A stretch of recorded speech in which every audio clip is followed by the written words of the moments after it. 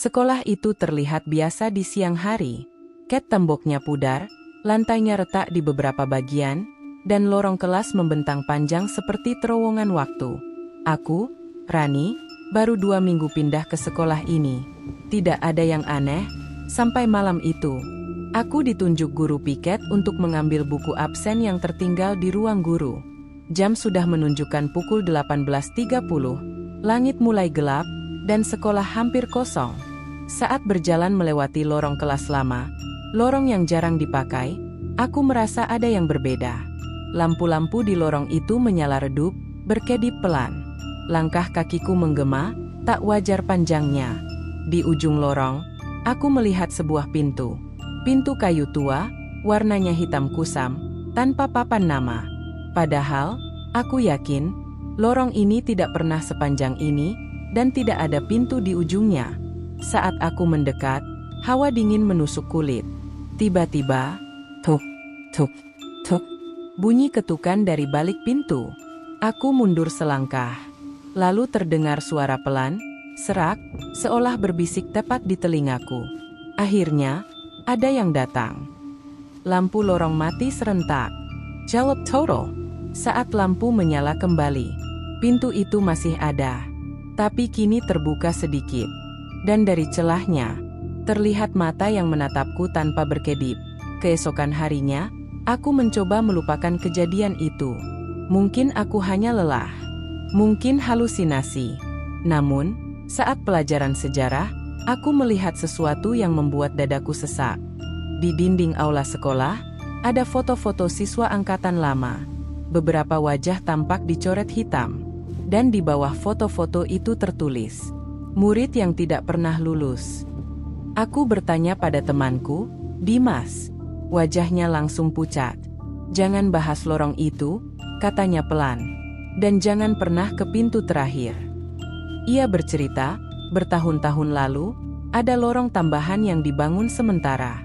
Di ujungnya ada sebuah ruangan arsip. Namun, beberapa siswa hilang satu persatu setelah terlihat masuk ke pintu itu. Anehnya, nama mereka terhapus dari data sekolah. Seolah mereka tidak pernah ada. Malam itu, rasa penasaran mengalahkan rasa takut. Aku kembali ke sekolah.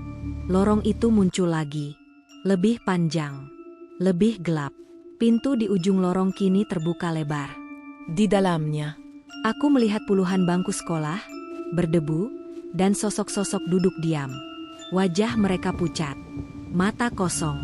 Salah satu dari mereka menoleh ke arahku. Mulutnya bergerak pelan. Tolong, namaku hampir hilang. Pintu menutup sendiri dengan keras. Dan aku sadar. Namaku mulai terkelupas dari seragam sekolahku. Sejak malam itu, semua orang mulai melupakanku. Guru tidak memanggil namaku. Teman-teman tidak melihatku. Aku seperti bayangan. Satu-satunya cara menghentikannya. Kembali ke pintu terakhir. Lorong itu kini terasa hidup. Dindingnya basah seperti bernapas. Langkah kakiku diikuti suara langkah lain, padahal aku sendirian. Di depan pintu, terdengar suara yang dulu memanggilku. Satu nama lagi, lalu pintu ini akan tertutup selamanya. Aku membuka pintu. Di dalam, terdapat sebuah buku besar. Buku absensi. Setiap halaman berisi nama siswa yang telah menyerah dan tinggal di sana. Di halaman terakhir, namaku sudah tertulis setengah. Aku punya 2 pilihan. Menyelesaikan namaku, aku hilang selamanya. Menghapus satu nama lain, aku bebas. Tiba-tiba, aku melihat nama Dimas muncul samar. Tanggangku Jematar. Jeritan terdengar dari bangku-bangku di sekeliling. Aku menutup mata dan mencoret satu nama. Lorong Runtu. Pintu menghilang. Keesokan harinya, aku kembali terlihat. Semua normal. Namun, Bangku Dimas kosong. Dan setiap malam, saat sekolah sepi, aku masih mendengar ketukan dari ujung lorong yang sudah tidak ada. Tuk, tuk, tuk.